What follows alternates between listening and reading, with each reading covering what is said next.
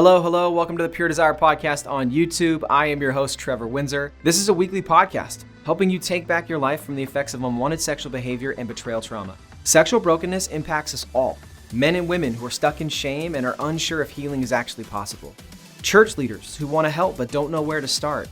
Parents who don't know how to help their kids develop sexual integrity. Wherever you're at, this podcast is for you. Through sharing stories of healing, interviewing addiction and betrayal experts, and normalizing the conversation on sexuality, we offer a clear plan for recovery and healing from the effects of unwanted sexual behavior and betrayal trauma. You have what it takes to break free, heal your relationships, and take back your life. Make sure to like, share, and subscribe to the channel. It helps us so much and really just pushes our message forward. All right, with that, let's get to this week's episode.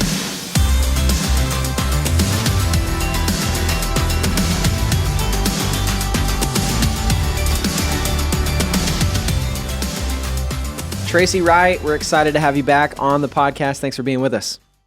Thank you. Good to be here. We like Traci. Am I right? Like, we like Rodney. He's great, but like we love us some Traci. Well, I think we know that Traci is kind of how do I want to put this? He's the part of Rodney that keeps Rodney in check, that keeps Rodney, moving forward. We know that's Traci. Like, That's right. that she brings that calm, reasonable, like straightforward approach. And Yes. It's great to have you on. Yeah, we're excited. And as a clinician with Pure Desire, we love having you on too for your expertise. And today we're going to tackle a myth, another one of our myths. This is obviously another Mythbusters episode. And the myth today is self-care is selfish. This may seem funny or even too subtle to be all that important, but you'd be surprised on how many of us carry this myth with us into recovery and healing, especially in the church. And so, Traci, let's just jump right into it. What is it? And again, this is something I think maybe that's implied or learned or whatever, but we carry it in. What about self-care is it that makes it feel so selfish? And why do we often hear this message in our faith circles and churches? Well, this is definitely an important topic to me. And I think part of that is I grew up with a belief system around being other-centered, self-sacrificing. And sometimes that was confusing to me of like, what does it mean to take care of me? And am I always supposed to put other people's needs ahead of myself? So I would call that a lifelong journey when you start to say, okay, what are the things that were modeled to me or taught to me, and are they true? And when I say, are they true, then do they produce things that are healthy? Do they produce the gifts of the Spirit, right? Yeah. Do they produce more love, joy, patience, gentleness, kindness in me? So I think starting with our belief system of really, what do I believe about self-care? So, and there could be a lot of different words for self-care, but I think some of the belief systems that I look at with people are just not feeling worth it, taking care of themselves, or not being valuable. My needs don't matter. And so if we grow up that way, or if we're modeled that, or in the church, if we think, I always have to put other people ahead, that's what Christ would do, is put other people ahead. Yeah. I was thinking of a song I learned really young that was JOY, tell you what it means. Jesus first, yourself last, others in between. Yeah. I'm like, I'm not sure that's a really, the full picture. Yeah. It's not that it's, completely off, but I don't think it's the full picture. Because if we're always putting ourselves last, then we're not doing the love others as we love ourselves, right? Mm-hmm. I love how that scripture says, I have to love myself first to be able to give out and to love others. So really it's looking at our belief system and sometimes cracking it open a little bit and saying, is this helpful? Is this really helping me to have the kind of relationships, the kind of recovery, the kind of life that is God honoring? Yeah, it seems like in many ways it's a misunderstanding of what Jesus said to the disciples, that in Mark 8, he said, if anyone would come after me, he must deny himself or themselves, herself, must deny themselves, take up their cross and follow me. And that's a beautiful verse. And, for many years, I kind of thought of it as my life motto. It's all about Jesus and it's not about me. Right. And there's truth to that. But when we apply it to meaning anything that's good for me, anything that's healthy, that's really a misunderstanding, because I think Jesus there is calling people to lay aside selfish ambition to lay aside, power and control and building their own kingdom. Because that's really what the context is about, is Peter, who's trying to say, no, Jesus, your kingdom shouldn't be about you dying. It should be about, taking the throne, and we'll go with you. And all, he had all these kind of dreams, I think, of this grand earthly kingdom where he was going to be a part of the power and control system. And Jesus is saying, no, you have to deny yourself. And so there's truth in that. But when we extend it to meaning I can't have anything good for my life, for my body, then we're really misunderstanding what he meant there. And we'll probably get into this in other places in the episode, but I also feel like it falls into a Christian category where we've really seen there's a denial of the human body. Yeah. There's that divide between spiritual and physical. And we think of, well, anything that I do to feed my soul, Bible study, prayer, fasting, spiritual disciplines, well, those are okay. But if it's anything that's good for my body that I would enjoy, well, that feels kind of earthly or carnal or fleshly. And it's really lacking a healthy understanding of Scripture that teaches we are whole, united beings. And if something truly is good for our bodies, good for our physical life, good for our mental health, that's also good for our spiritual health. It's all, as our friend Rodney will so often say, it's all spiritual. It is all spiritual if we're caring for our body in a way that leads to, like you were saying, Traci, the fruit of the Spirit coming out of us, greater love, greater joy, greater patience, greater peace. And so I think we need to address the myth honestly. Yeah, I think a couple things that came to mind, like for me growing up, it was a fear of the perception that I was like prideful or all about myself. So it was this like fear of man, fear of judgment, fear of my, maybe my reputation. But I think in a lot of ways, this also is not modeled well, at least for me growing up in the church. This was not modeled well. I didn't see this modeled by my parents. I didn't see this modeled by other leaders or pastors in the church. And what I mean is I saw someone who, like for me, I felt like I grew up literally in the church building. We were always there. And again, this isn't something where I'm blaming mom and dad. I think in a lot of ways it benefited me.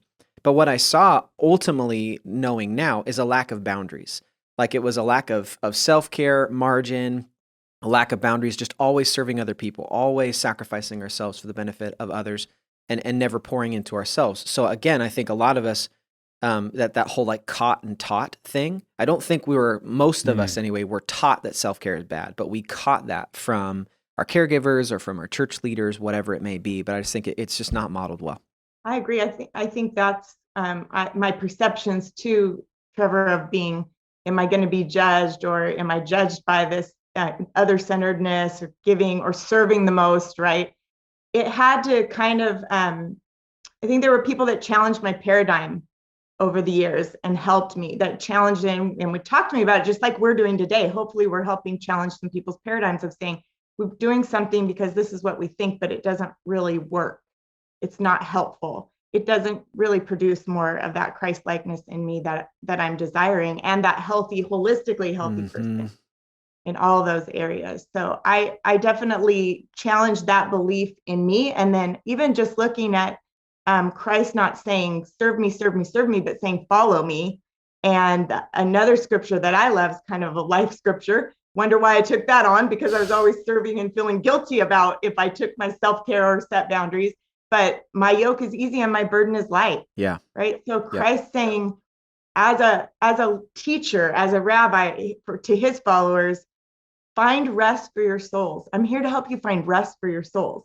And I'm not going to lay a heavy burden on you. Well, that's in contrast to us trying to lay that heavy burden on ourselves. Like we somehow have to prove something. We've got to serve other people, and my needs aren't important. Yeah, that's so good. So the term or the phrase self-care gets used a lot in today's culture and world. And so let's just make sure people understand what we're talking about when we say self-care. Could you give some examples, Traci, of self-care, or even how you would define self-care from kind of the perspective of Pure Desire and being a counselor, and the ways that we're encouraging people to pursue self-care?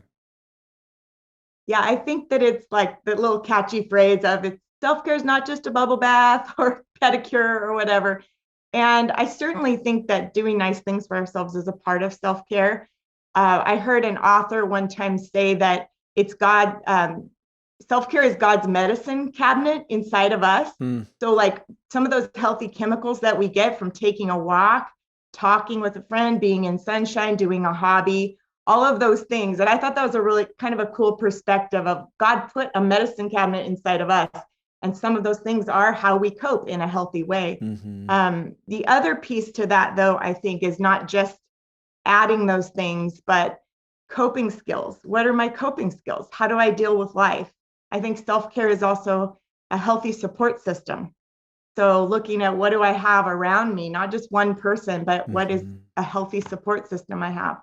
And then it's not just about what I do, but also what I don't do. So self-care is about boundaries. So it's about setting limits for myself. Maybe I need to set limits myself, or setting limits with others. Yeah. Maybe there's boundary buster people in my life that don't listen to my boundaries, and how do I set those with others? Yeah. So I think all of that, a lot of different things can fall under self-care, but really it's what we talked about is holistically, how am I meeting my needs? So how am I having a strong mind? How am I having a strong body? All of those pieces are part of our self-care. Yeah. What's funny too is I think that self-care, it's not always something that, because this is something I'm learning right now in this season of life for me, is I'm practicing silence and solitude for the first time. And I'm finding myself not anticipating or looking forward to that time. So self-care isn't always just like, oh, I'm going to go see a movie, or I'm going to go golf, or I'm going to go hang out with friends. Sometimes it's doing things that maybe are counterintuitive to our lifestyle or even our personality. And that's why I'm pressing into this. But I just finished a book by Ruth Haley Barton on silence and solitude. And she uses this illustration of taking a glass jar and picking out like river water in it. And once you get that water in there, the water's still moving and it's violent and it's moving around and it looks just, it looks like it's all together. But once you set that jar down and the water starts to settle, you see that the sediment starts to go to the bottom and you see the clear water on top. And she uses this illustration to say that this is what happens when we slow down or do things that care for ourselves, is it brings clarity. It shows us what's there. Things start to settle and it's calm, and you can see where the water is. You can see where some of the issues or things that's in the water are. And the same thing for our soul. Things start to come up. And so for me, that's like the fear in doing this. But at the same time, like I found some clarity and some perspective when I sit. And so I'm just using that as an example to say that it might not be something where it's like, man, I love walks and that's all I'm going to do for self-care. Well, maybe there are some things that you might not enjoy on the front end, but are overall beneficial for you. And some of those things we need to press into as well could be really helpful.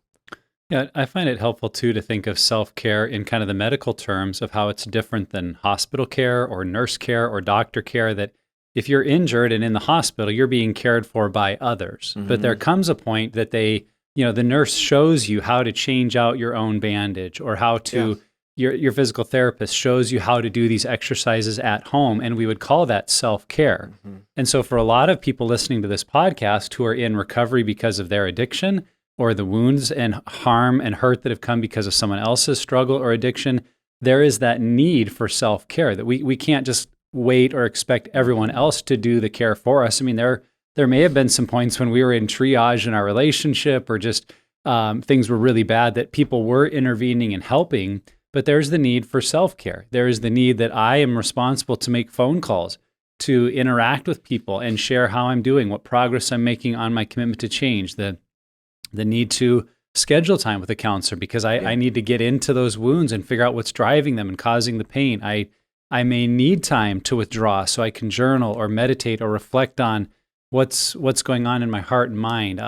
All of those are ways that I am taking steps to proactively continue my healing process. So I think in some ways culture does throw around self-care as just anything that you enjoy that's fun, and it can be that too. Yeah. But there's another side of self-care that's also about being attentive to my needs for recovery and health and healing. Because if just like in that medical realm, if I don't do self-care at home, the wound may not heal correctly. Right. The sickness, the disease may not run its course as quickly as it could because I'm not doing the things that I'm able to. And so I think that's an encouragement to me, just to look at in my recovery process, what are the things I need to practice so that I can continue getting healthier? And then we call that self-care. Yeah. So let's press into that, Traci. Why is self-care so necessary in the healing and recovery journey? What benefits does it bring? Well, if you think of recovery equals connection, then self-care piece is really about reconnecting. So that's how I think of recovery. I'm reconnecting to self. So like what's going on inside of me, and listening to the Holy Spirit. Because I use the term self or my true self when I listen to the Holy Spirit, because sometimes people will think, well, the Holy Spirit doesn't talk to me. Yes, the Holy Spirit talks to you through quieting ourselves, like you were talking about, Trevor, through quieting ourselves, through listening, through people around us. The Holy Spirit is always talking and always at work. So I think of that as when I quiet myself and I can hear what my needs are, that's really God working through me to help me find healing. So if I think of that connection, not just with myself, but then also reconnection with others. And then ultimately that's reconnection with God, right? When we're connected with ourselves and with others, we're honoring that connection with God. So I think the key to discerning between self-care and selfishness a lot of times is learning to be a good listener. So it is pulling back and it is uncomfortable. Self-care can be uncomfortable sometimes. We want to be able to pull back and focus on our healing. Like you said, Nick, I think I'll share that a lot of time with women I'm working with. It's like you have to think of the wound on the inside, because a wound on the outside, if I'm in the hospital, I got ran over by a truck and I've got, I picture these white bandages and my legs up in the thing and I can't move. Am I expecting myself to continue moving at the same pace that I've made with the rest of my life? Or am I having to pull back? We're forced to pull back in that case. Sometimes when the wound's on the inside, we're not forced to pull back, or something might happen that forces us to, right? Because in a lot of ways that does happen. But if we can see it in that way, that to really have the wound fully heal, we have to pull back in some way and focus on the recovery. And recovery, again, is going to be reconnecting. So it's going to go out into all different ways in our life. Yeah, I think of the way that we've used the phrase that pornography or unwanted sexual behavior are illegitimate ways of trying to meet legitimate needs. And so in the healing and recovery process, it's to recognize I do have legitimate needs. And so self-care then is the legitimate ways that I meet those legitimate needs. So we have a real need to feel seen or valued. So in pornography or lust, we have found a very illegitimate way to feel that that has perpetuated the struggle or the addiction. So self-care might be asking, what are places that I feel seen or valued that I go to meet that very legitimate need? So that might be a night out with friends, or getting together with that mentor or counselor. What are those environments? So when we practice, when we have a legitimate need to cope, when we have very strong emotions or difficult things happen, we are designed, I think, by God to need to run to something. The question would just be, is it a healthy thing or an unhealthy thing? So we would call self-care running to those healthy ways of coping, which could be a number of different things, just depending what a person has developed in their life for self-care. Yeah, I find self-care, for me, I can define it a lot better when I feel like once I'm done with that activity, I'm a better version of myself, or I'm in a better place mentally, spiritually, emotionally, physically, whatever it may be. Like I just got back a couple days ago from like a 4-day trip across the country with one of my closest friends. And to me, I feel so full. And so like I feel refreshed, I feel full, like in the best ways. And so like I'm sitting here and I'm not thinking about all these other things that are going on and circling around. I'm just like, I'm calm, I'm present, I'm in a better space. And that's what is so helpful, because when I'm at that place, my decision making is better, my communication is better, how I relate to other people is better. And so I think all of those things are a part of the recovery process. And so for me, it puts me in a healthier place to then navigate, because we know this. We know that recovery does not mean I won't struggle and that life won't be difficult anymore. If you're healing in recovery, it's still like life is still going to suck in a lot of ways. It's going to be better because you have better tools. And really, it's almost like a refresh of your operating system on how you navigate everything. And I think that that's what self-care does for your recovery and healing. It helps you get to a place where you're operating out of a much better place. I just think that's absolutely so key, that addiction is an unhealthy coping mechanism, and we have to replace that with healthy coping mechanisms.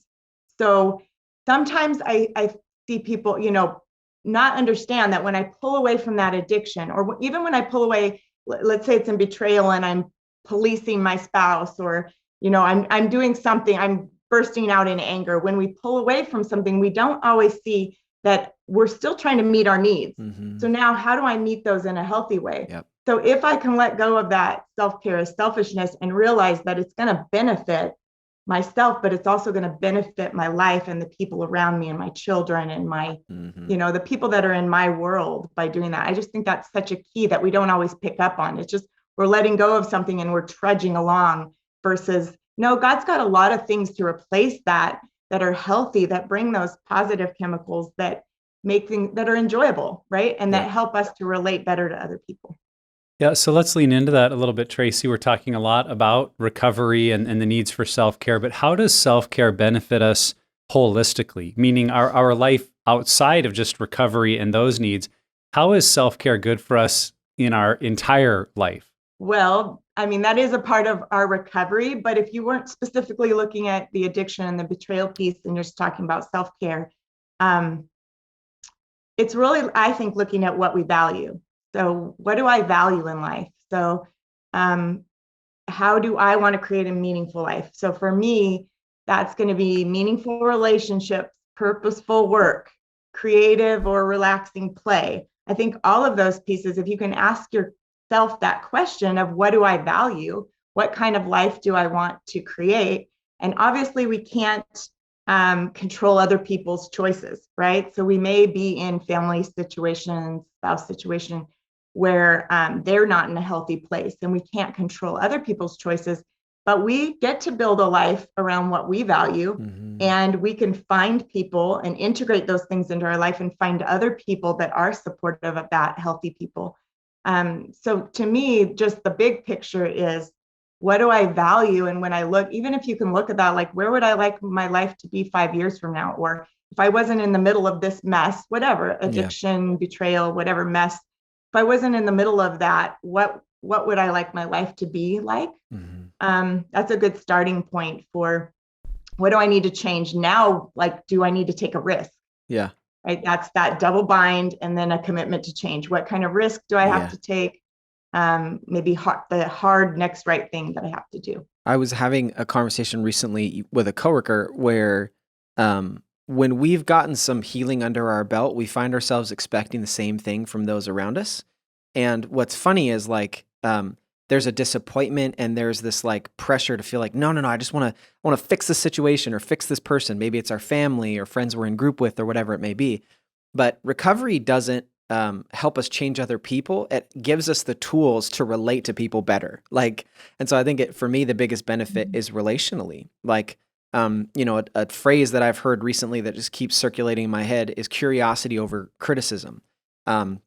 Just this idea of like, how do I be more compassionate and curious to my friends or people around me who act differently, or I don't understand why they're doing or why they're saying the things that they're saying or doing. But I think it's something where it equips us with the tools to, again, going back to it, navigate life in a healthy way. It doesn't make life easier. And so I think that, again, it's something that helps us in relationship. It gives us the tools that we need to, manage is the best word I can think of. Manage relationship, manage life, manage anything we experience.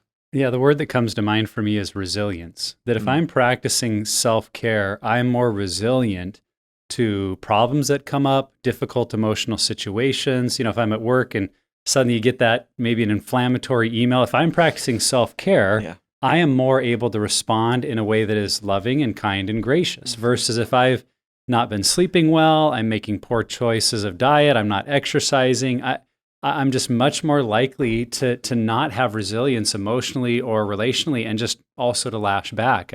The illustration that comes to mind, it's like in life we all carry this backpack, and when we're not practicing self-care, it's like we're loading more weight into our pack. When we lack sleep, we lack good diet and exercise, and we're carrying this heavy pack. And so if someone comes along and kind of gives us some of their problems, they're adding to the weight of our pack, and it just feels like, ugh, why are you doing this to me? And we're not in a good place to receive that. Versus when I'm practicing self-care, my load is light. As you said, Traci, Jesus' words of my yoke is easy and light. The burden is not heavy. Yeah. And if I've got room in my pack and you come to me with one of your issues, I'm like, sure, I can help carry that. I got room, I got space, I got margin. So when we enter into life with that emotional and relational resilience, I think we're able to see where we can contribute, and it's not just the sense of, oh, here's one more thing, because I know when I get into that place of everything's one more thing, it's a hard place to live, and it's usually about a lack of self-care. Yeah, that's good. Okay, so some of us, and again, this may be someone who's early on in the recovery journey or the healing journey, but even some of us who've been in recovery for a while still struggle with this, knowing where to start with self-care. So what are ways, both of you, what are ways we can begin implementing self-care into our routines? I would start with get curious. This is like something I say to myself all the time and other people. Get curious. So non-judgmental curiosity has become a part of my life, right? Because I can't, unless I just start to ask myself the questions, then I can tell somebody you need self-care. Any one of the three of us can tell people listening today, you need self-care, right? But if we don't really believe it for ourselves, we don't really understand it, then we're just going to try to do it, but we're not going to have a change or a shift. So getting curious about what I need, like what do I need to be healthy? What's unhealthy in me right now? How can I get my needs met? Do I need to do something different myself? Or do I need to ask for help from somebody else? Can I educate myself? So this podcast is a form of education, books, support people, a counselor. Those are ways that we educate ourselves. So I think getting curious first and asking ourselves the questions and really diving into what our needs are. And then along the practical lines, just a couple things, write it in your calendar. Mm-hmm. Yeah. So Yep. Put it down in your calendar, whatever, even if it's 10 minutes, 30 minutes, because I know there's some young moms out there, because I was one, who say, there's no way, I don't even go to the bathroom by myself. Well, if we can start with that 10-minute piece of like, okay, I'm just going to pick up a book and read it for 10 minutes. Yeah. Sometimes that helps us rather than, well, I don't have a full day for self-care, right? But you might just say, I'm going to work it in 10 minutes every day. I'm going to do something. I'm going to read color, put a puzzle piece in. That's what I do sometimes. Leave a puzzle out, put one piece in, because I feel very accomplished if I put that puzzle piece in there for my day. It just shifts my energy a little, and I felt really good over something that really wasn't that exciting to do. But I think you could join a group around a hobby also. Sometimes we join a group around intense work, recovery work, or Bible study, and we forget to join it around play. And when we're little kids, we have that joyful spirit. We're playing a lot. And so if there's something creative that you like to do or a way you like to play, then join some kind of group around that. And then another piece that I love to do is just like sticky notes around, and that could be for your affirmations too. But it could also be to remind yourself of self-care. And just thinking of too, in my last group, we were reminding each other of self-care. Like, oh, what was your self-care this week? Especially for those who said, I just don't do self-care. This is really foreign to me. So having support people that remind you or that say, how are you doing with that? I know you set an intention around that. How's that going? Another strategy you can try is just to ask yourself the question, what do I need? And for every one of us, the answer to that is different. But if we can identify what we really need, then I think starting in self-care is just to ask, well, what is one thing I can do this week to meet that need? And so if someone asks themselves that question, there is, I just need more sleep. I'm just so tired. Then thinking about, okay, what will I need to do to be able to get to bed earlier? And that might be some conversations with a spouse or family member about, hey, would you take these responsibilities so I could get up earlier or go to bed earlier? Or would you be willing to do this in the morning so I could sleep a little more? I just realized how tired I am. We don't live in a bubble or a vacuum, so our choices do impact other people. And that's maybe why a lot of people don't practice enough self-care, because it's like, oh, well, my spouse wouldn't want me to do that, or my kids wouldn't allow for, and the truth is a lot of those are reservations or limits I think we put on ourselves, where if we asked in a kind, appropriate way, I believe most people really want to help us get what we need. And so if I were to go to a spouse and say, I just really feel like I need some fresh air. I am in this house all day with these kids. When you come home at 5 o'clock, would it be okay if I took 30 minutes just to go, walk or run? And for some people, that's not their need. So that's where I think we have to be careful in giving people advice of what you should do for self-care. Start with what's your need, and then figure out how to ask for it in just one way. One way this week that I could get, is it more margin, more sleep, more exercise? Do I need more friends? What is my need? And then do one thing to move in the direction of that need. A practical thing and then more of a philosophical thing for me. I think a practical thing, to your point, Traci, of like just schedule it. I think it would also be okay to maybe schedule like pockets throughout your day where it's 5 minutes here, 10 minutes there, if it's possible. Like for us, we go, especially when it's nice here, we go on walks. We'll do a 1 or 2 lap walk, and that's great. Like it's 15 minutes, 20 minutes, and we come back in and it's good. Did something magnificent or life-altering happen on the walk? No, but it's something where we do it multiple times a day, and I find myself looking forward to it, and when I get back, I'm in a better mood. And then the philosophical thing for me is asking the question, what are things that push me into deeper relationship with God, with myself, or with other people? And I think that self-care is something that does that. Again, for me, it's movies, journaling, hobbies, definitely, but finding ways that help me push deeper into relationship, because again, the opposite of addiction is not sobriety, it's connection. And so how do I facilitate those things? And again, self-care, the one that tends to get, the one that tends to get overlooked is deeper relationship with myself. It's easy to think of God and think of other people, but what's a way for me to become, more curious or more compassionate or explore what's going on under the surface for me?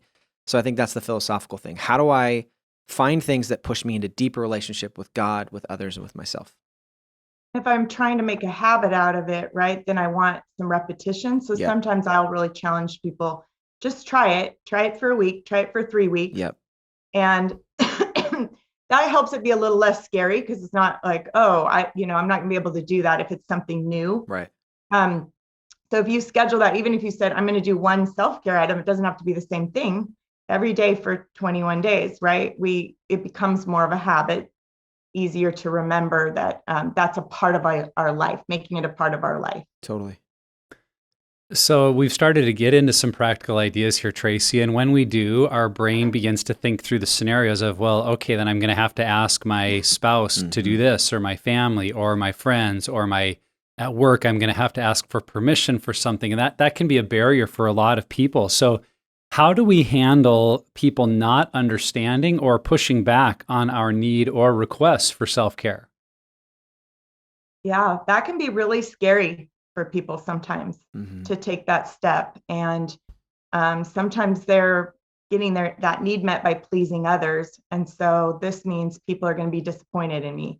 And that's really hard for people sometimes. Or we're okay with setting it, but then we feel a lot of guilt around it. Now I have to carry around all this guilt because I set the boundary. So again, I think once we've worked through our belief system of, yeah, this is really good for me and it's really good for other people, then it's practicing it. So I'm doing something that's a little uncomfortable and I'm going to need to practice that. And when it makes somebody else uncomfortable, now what do I do with that? So we can say, is it done in love? I think that's really important. Did I do it in love? Sometimes I have to weigh that, because my boundary might be like, oh, I feel like I'm not going to do this in love because I'm overwhelmed or something. But am I able to do that in love? Set the boundary. And then if they're not comfortable with it, be there for them in another way. I call it wrapping around in love. That's why I always do this, because I call it wrapping around the person in love. Set a boundary and then be there for them in another way, because they may be disappointed in that boundary that I set. But I can still affirm that I still care about the relationship by doing that in a different way. And sometimes I think too, it's discerning if the pushback is legitimate.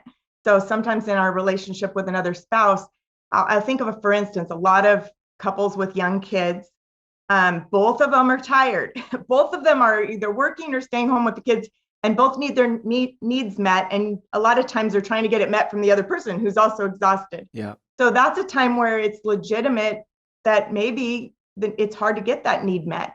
Or if someone, let's say one person in the family is constantly volunteering and they're, constantly doing stuff and the other person isn't so much, I think that's a time where we can talk about it.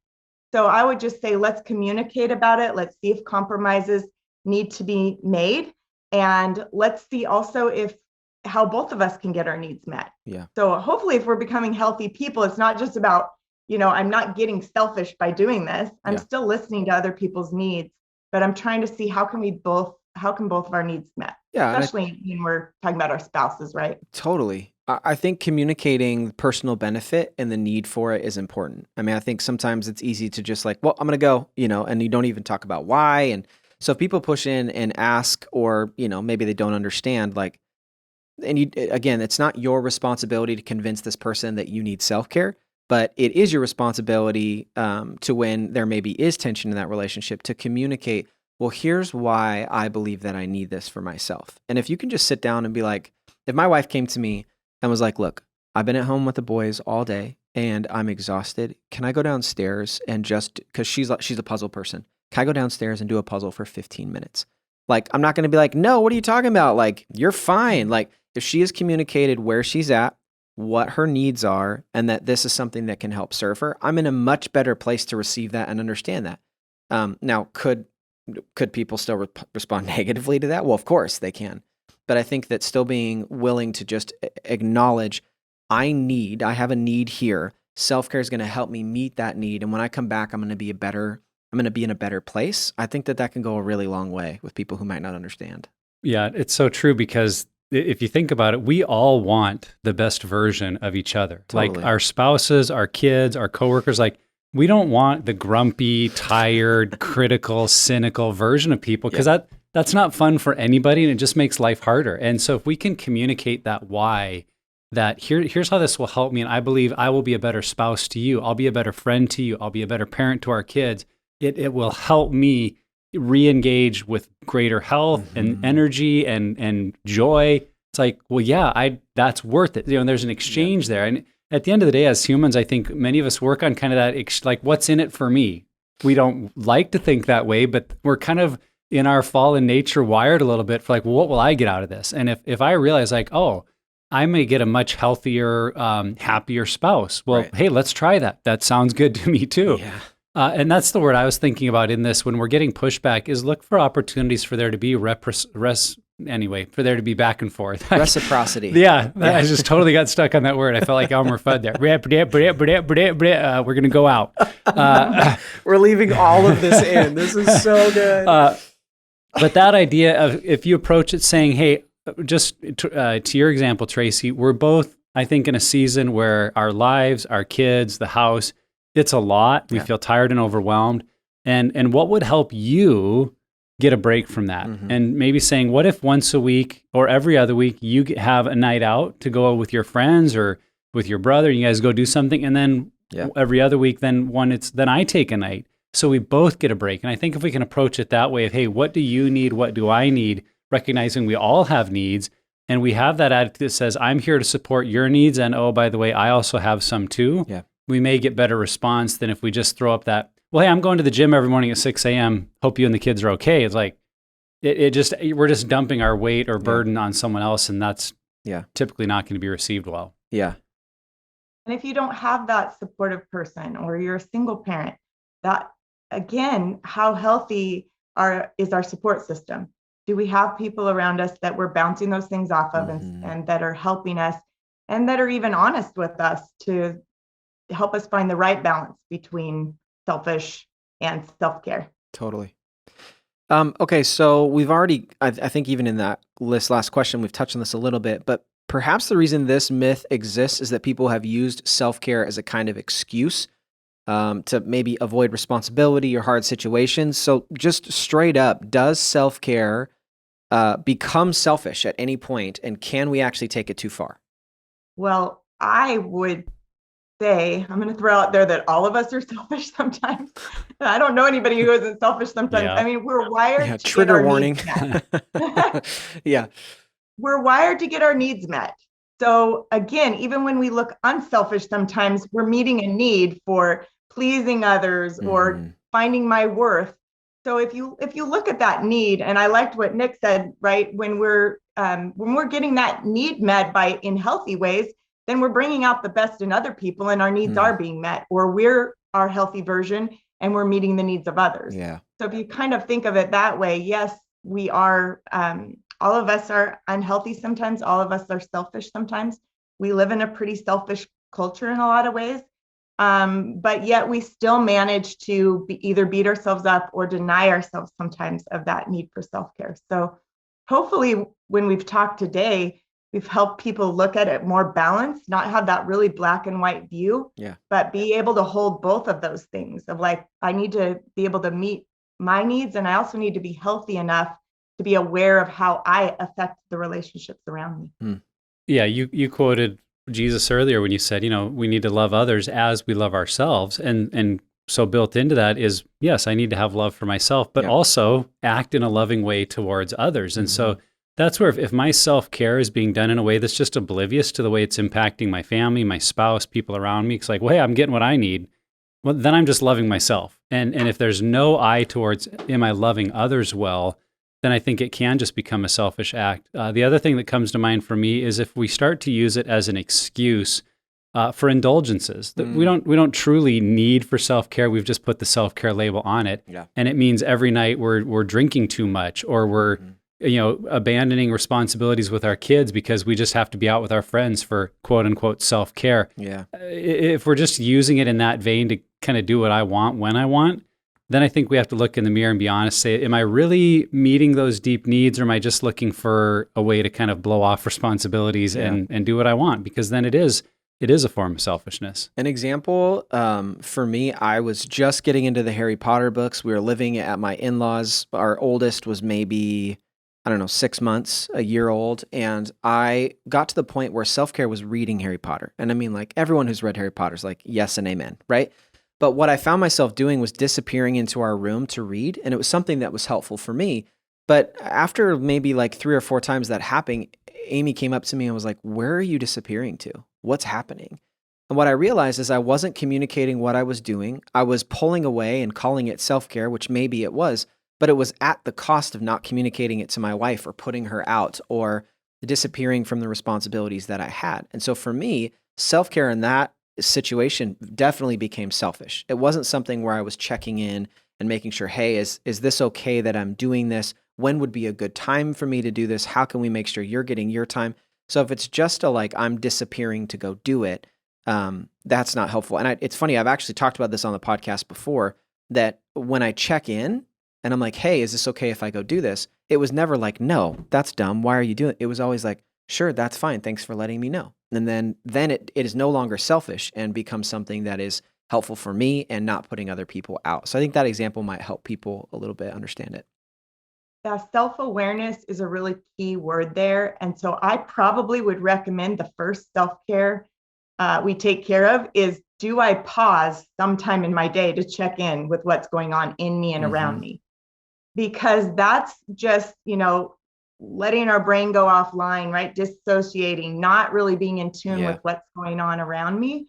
And so if my first mode of self-care is some sort of stop and reflect, whether it's a morning time, a pause, a prayer, a meditation, or sometime during the day that I do that, I would say that would benefit you the most, because out of that discerning spirit, out of listening, I'm able to actually see what the needs are around me. So if I want to be a healthy person, I'm going to not just need to say, here's the list of all the things that makes me feel better, but I'm a connected person in my relationships and in myself. And I'm more discerning. So if I really want to be healthy, I think that's the piece, because I might say, oh, I need a nap, but I need a nap because I've been binge watching Netflix every night, right?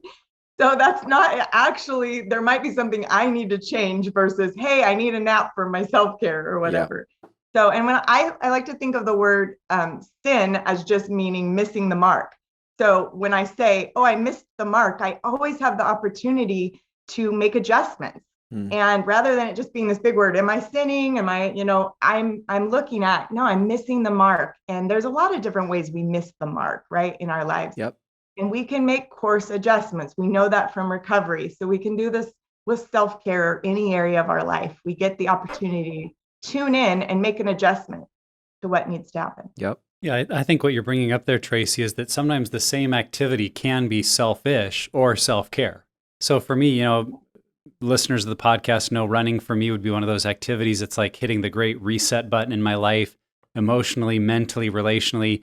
But if I were to run every afternoon at 4:30 p.m., I think it would be intensely selfish, because I'd be saying to my wife, dinner's on you, picking up and running around kids is on you, all those things that happen in that, it's all on you, and because I need to go do self-care. And that would seem selfish versus for me in my life right now, running means I either need to do it early before the day starts or at the end of the day when all that stuff is done. And for other people, your home life situation may be totally different and 4:30 works for you. So that's not what I'm saying. I'm just making the point that the same activity done without self-awareness, without thoughtfulness of others can be selfish or self-care. And so it's just taking that time to think and be aware of how is this impacting others? What's the right timing for it? And at the end of the day, does it benefit not only me, but also the people around me? Which I think is what self-care ultimately does. It helps me identify what makes me better and others as well around me. Yeah, it's good. Well, Traci, this has been so helpful. I hope our listeners have tons of thoughts and ideas about how they're going to practice more self-care. And so as we look to wrap up today, just what are some final tips that we'd give people on implementing self-care into their lives? Well, I think for each person, they're going to want to think about what resonated for them and where maybe they need to be courageous or they need to take a next step. For some people, that'll be a difficult decision. And for other people, it'll just maybe be creating a new pattern. So I think finding what that is, and then always, I like to think of it as like stick your toe in the water, right? Yep. You don't have to dive in if this is difficult. Stick your toe in the water and you can gradually move into that. But everybody's going to have to assess like where they're at. You know, if they're listening and that's important to them, they're going to assess today where they're at and maybe what kind of courage I need for the next step I need to take. Yeah, I mean, I just wrote down start small and be realistic. You know, start small, so dip your toe. Don't just dive in. Like, well, I'm going to go, if you're not a runner, and you're like, well, I'm going to run 3 hours a day. It's like, okay, you're going to kill yourself, you know, or end up in the hospital. And that's selfish because that hurts your entire family. Don't do that. But also be realistic. Like, where are the pockets in your day that you can fit them in? For me, having a 10 to 20 minute walk 2 times a day, I can fit that into the schedule. You know, it's even last week, I had a meeting here at the office where it was a 50-minute meeting and we just walked. We walked the entire time. And it was something where that meeting could fit that context. So I was mixing a little bit of self-care with work at the same time.